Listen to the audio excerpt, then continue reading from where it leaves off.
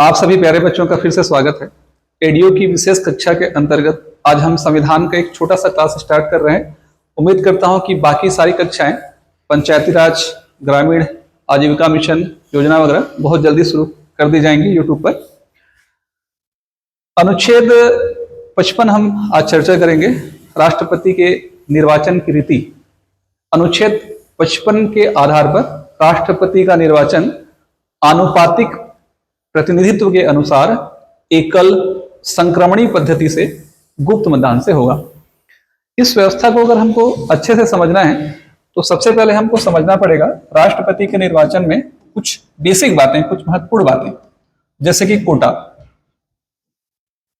कोटा वैध मत भागित कुल पदों की संख्या +1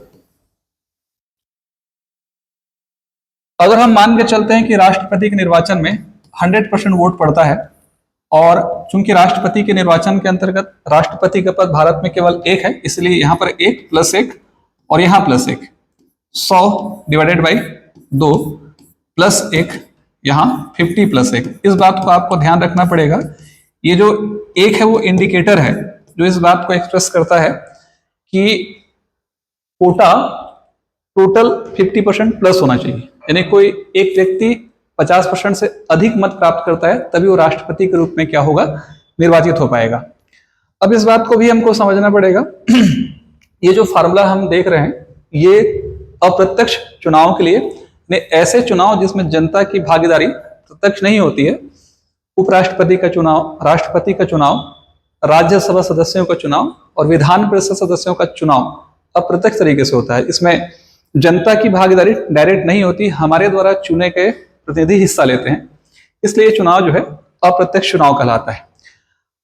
अगर मान लिया जाए कि छत्तीसगढ़ के अंचल में हमको राज्यसभा की 2 सीटें चुननी है, इसको मैंने एक वीडियो में बताया भी है इस चीज को पूरा डिटेल से। तो यहां मैं कुल पदों की संख्या जहां 1 लिखी है वहां मैं 2 रखूंगा और 100 भागित 3 करूंगा, 33.33 में 1 जुड़ेगा तो 34.3 मतलब 34।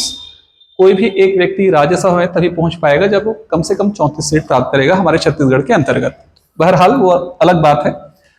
राष्ट्रपति का पद 1 होता है, 100% वोट पड़े हैं, कोई मत जो है अवैध नहीं गया है, तो ऐसी स्थिति में उसे 50% वोट प्राप्त करने वाला व्यक्ति ही राष्ट्रपति के रूप में क्या हो पाएगा, निर्वाचित हो पाएगा। अब देखिए यहाँ पे थोड़ा कंफ्यूजन आपको आ सकता है कि 50% प्लस वोट का मतलब क्या है।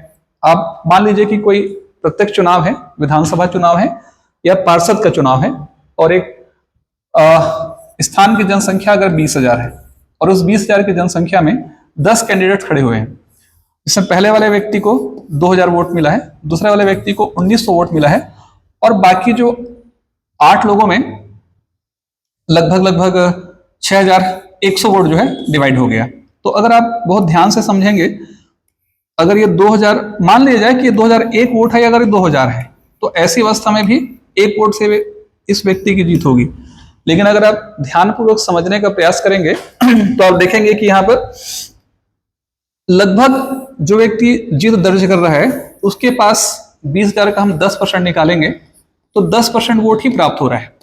10% वोट प्राप्त करने के बाद एक व्यक्ति अगर पार्षद या विधायक बन सकता है, लेकिन राष्ट्रपति के निर्वाचन में चूंकि राष्ट्रपति पूरे राष्ट्र का प्रतिनिधित्व करता है, इसीलिए कम से कम संविधान निर्माताओं ने इस बात को ध्यान रखा कि कम से कम आधे लोगों का समर्थन होना आवश्यक है। इसलिए राष्ट्रपति के निर्वाचन के लिए, केवल राष्ट्रपति के निर्वाचन के लिए बल्कि जितने भी अप्रत्यक्ष निर्वाचन होंगे, सभी अप्रत्यक्ष निर्वाचन के लिए इस कोटा सिस्टम की व्यवस्था की गई है। कम से कम मिनिमम, जैसे इस राष्ट्रपति के निर्वाचन के हिसाब से हम समझेंगे तो कम से कम 50% वोट होना चाहिए, तभी एक व्यक्ति पूरे राष्ट्र का प्रतिनिधि बन पाएगा। ठीक है, तो ये पहला स्टेज है। इस स्टेज के आधार पर राष्ट्रपति के निर्वाचन की व्यवस्था की जाती है, यानी सबसे पहली शर्त है कि कोटा हमारे पास कितना होना चाहिए, 50% होना चाहिए। अब सेकेंड चीज, जब राष्ट्रपति के निर्वाचन की बात आती है तो राष्ट्रपति के निर्वाचन के दरमियान जो है, जब वोटिंग होगी तो उस वोटिंग के अंतर्गत प्रत्येक विधायक और सांसदों का वोट मूल्य किस तरीके से काउंट होता है इसे हम समझेंगे। व्यापम में एक क्वेश्चन एक बार पूछ चुका है, विधायक या जिसे हम विधानसभा सदस्य भी बोलते हैं, विधायक या विधानसभा सदस्य, इस बात को आपको समझना पड़ेगा कि एक विधायक या विधानसभा सदस्य का मत मूल्य कितना होता है, वोटिंग मूल्य कितना होता है। राज्य की जनसंख्या डिवाइडेड बाय कुल निर्वाचित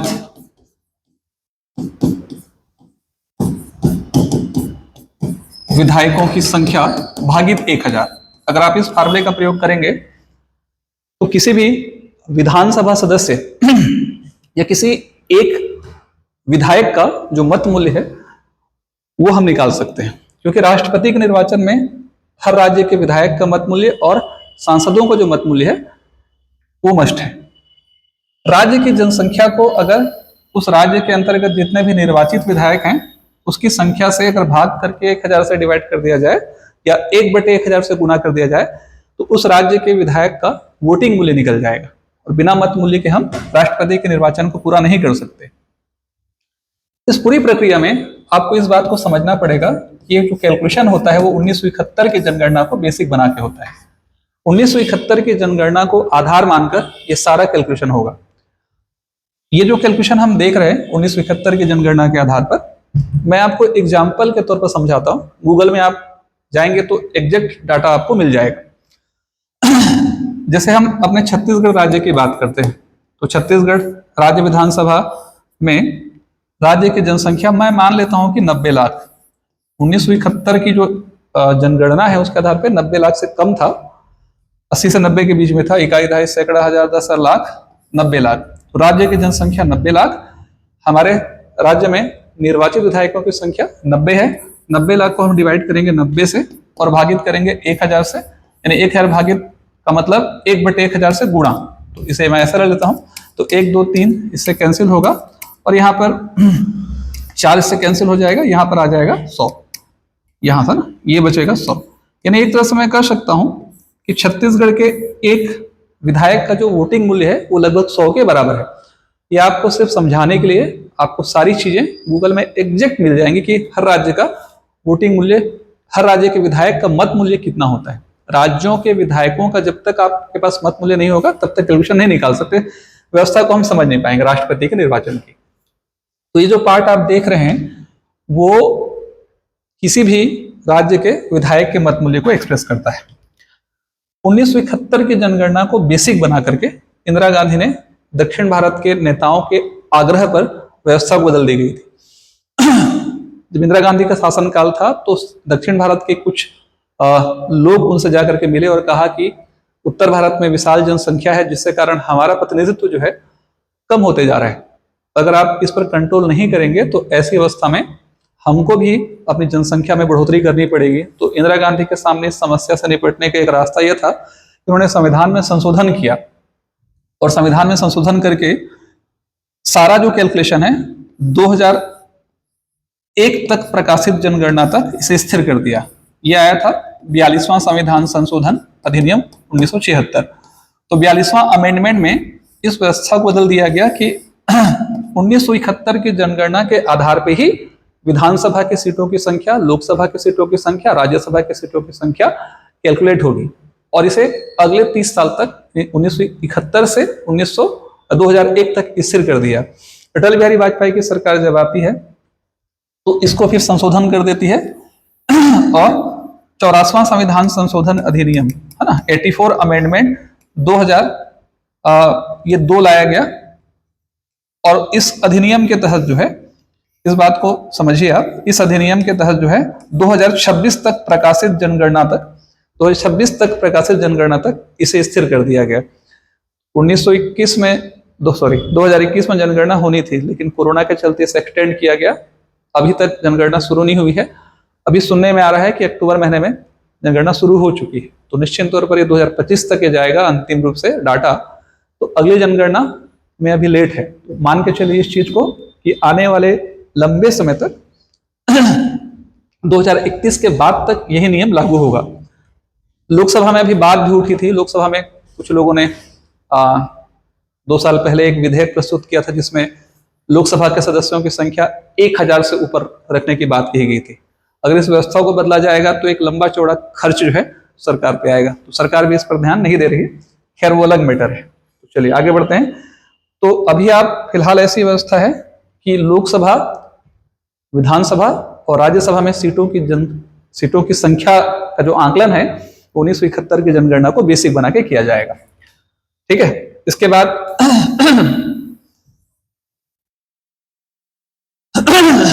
चलिए आगे बढ़ते हैं। इसके बाद हम समझते हैं एक सांसद का मत मूल्य।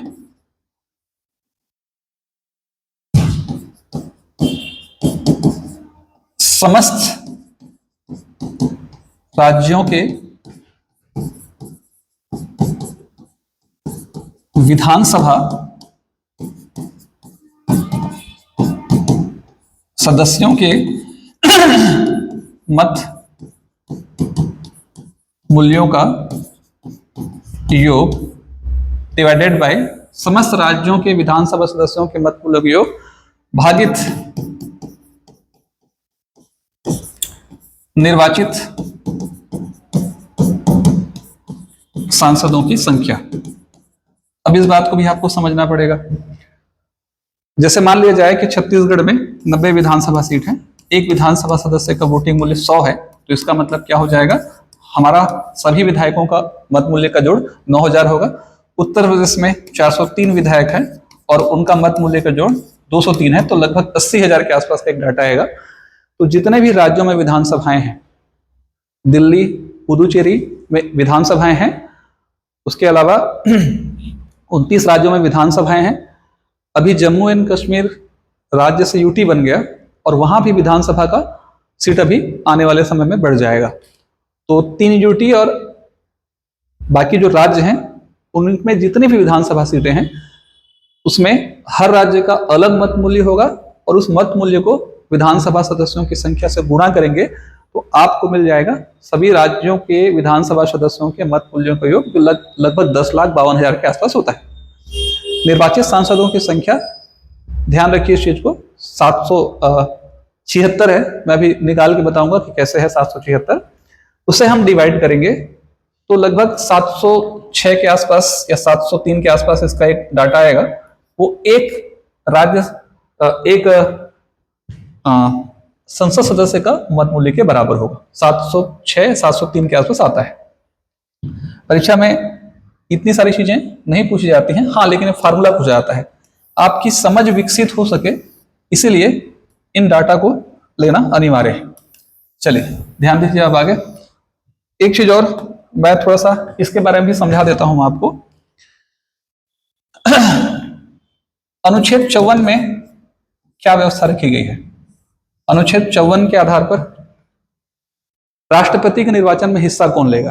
तो जब अनुच्छेद 54 की हम बात करेंगे तो राष्ट्रपति के निर्वाचन में हिस्सा लेने के लिए 2 प्रकार के सदस्य एलिजिबल होंगे। एक संसद के निर्वाचित सदस्य, संसद के निर्वाचित सदस्य। अब संसद किससे मिलकर बना हुआ है?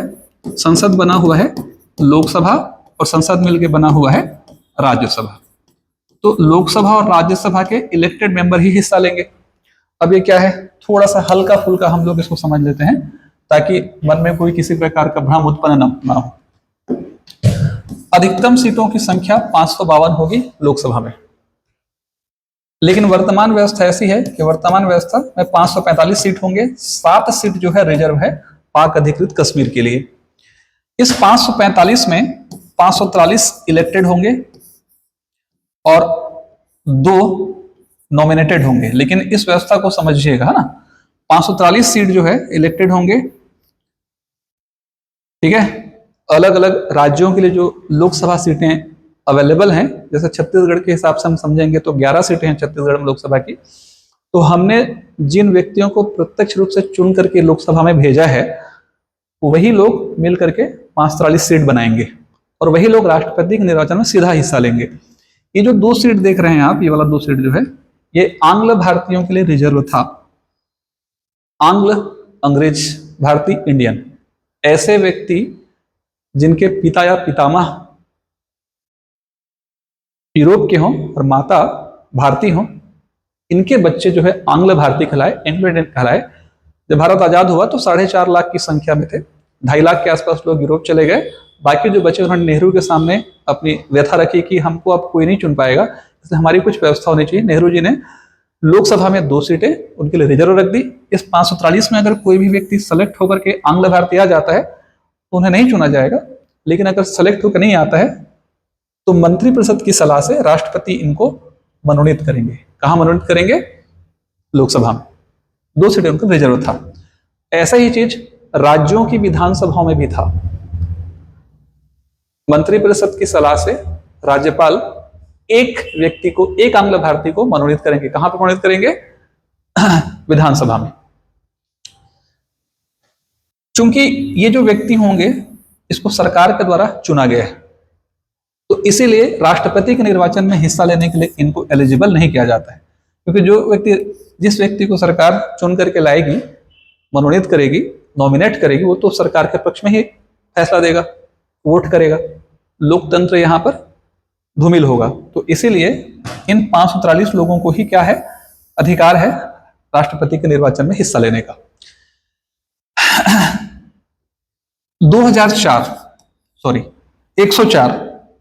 104वां संविधान संशोधन 104 अमेंडमेंट, 104वां संविधान संशोधन अधिनियम 104 क्रम का अमेंडमेंट, 104वां संविधान संशोधन अधिनियम 2019 से अब आंग्ल भारतीय के प्रावधान को समाप्त कर दिया है। अब ये व्यवस्था हमारे यहाँ जीवित ही नहीं है, तो इसीलिए वर्तमान में केवल 45 सीटें ही होंगी। जिस तरीके से लोकसभा में सीटों का आवंटन होता है, वैसे ही राज्यसभा में सीटों का आवंटन होता है। राज्यसभा की सीटों की अधिकतम संख्या 250 है, लेकिन वर्तमान में 5 सीट जो है रिजर्व है पीओके के लिए। इस 245 में 233 पर क्या होगा? इलेक्शन होगा, और 12 पर जो है नॉमिनेशन होगा। 233 सीट, ध्यान रखिएगा, ये 233 सीट है। इस 233 सीट को राष्ट्रपति मंत्रिपरिषद की सलाह से, 233 सीटों पर जो है क्या होगा? इलेक्शन होगा, निर्वाचन होगा। 233 सीट, 233 राज्यसभा जो सदस्य होंगे, राज्यों के विधानसभा सदस्यों के द्वारा इन 233 सीटों को भरा जाएगा। हर राज्य के लिए राज्यसभा की सीटें अलग होती है। छत्तीसगढ़ राज्य के लिए राज्यसभा की 5 सीटें होती है। राज्यसभा में आरक्षण नहीं होता है, लोकसभा में आरक्षण होता है। लोकसभा की जो 11 सीटें हैं उसमें आरक्षण है, 1 एससी के लिए, 4 एसटी के लिए और 6 जनरल के लिए। लेकिन राज्यसभा की सीटों पर आरक्षण नहीं होता है। राज्यसभा के लिए छत्तीसगढ़ में 5 सीटें हैं, 2-2-1 चुनी जाती है। ये हम राज्यसभा में पढ़ेंगे बाद में, है ना। तो अब ये समझ लीजिए कि जो 233 सीटें हैं, उस 233 सीटों पर इलेक्शन होगा और 12 सीटें जो है नॉमिनेट होंगी। मंत्रिपरिषद की सलाह से राष्ट्रपति 4 क्षेत्र हैं, साहित्य, कला, विज्ञान और समाज सेवा के क्षेत्र में, साहित्य, कला, विज्ञान और समाज सेवा के क्षेत्र में ख्याति लब्ध व्यक्तियों को राष्ट्रपति मंत्रिपरिषद की सलाह से राज्यसभा में नॉमिनेट करेंगे। ये जो आप पर्सन देख रहे हैं, ये नॉमिनेट हैं।